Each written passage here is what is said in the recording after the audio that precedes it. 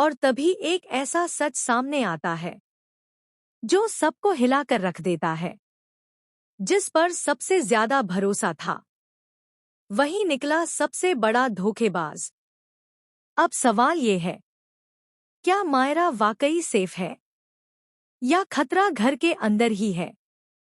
आने वाला एपिसोड होगा सबसे ज्यादा इमोशनल और शॉकिंग। ऐसा ट्विस्ट जो किसी ने सोचा भी नहीं होगा। आज क्या होने वाला है, तान्या? मैंने अभीरा को बताया था। अरमान भैया, आजकल न्यूज़ में छोटे बच्चों की किडनैपिंग की इतनी खबरें आ रही हैं, तो मैं बस चाहती हूँ कि हम मायरा को लेकर थोड़ा ज्यादा केयरफुल रहें। आई नो बात कुछ और है, तान्या। तुम प्लीज सच बोलो।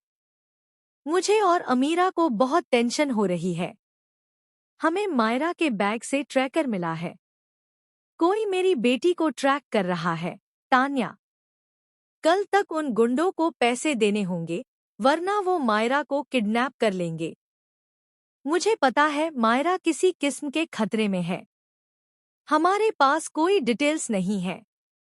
अगर तुम्हें इस बारे में कुछ भी पता है तो प्लीज टेल अस। अगर तुम्हें मायरा की चिंता है तो प्लीज सच बोलो, प्लीज हेल्प अस। तभी हम उसे सेफ रख पाएंगे। तानिया। सॉरी अरमान भैया, मुझे मम्मी बुला रही हैं। मुझे जाना होगा। I am sorry. Oh no, मैं टू मच फिट होकर आ गई और दुपट्टा भी टियर हो गया। सॉरी मम्मा। क्रिश का बड़ा लालच सामने आता है। तानिया ने क्रिश को थप्पड़ मारा।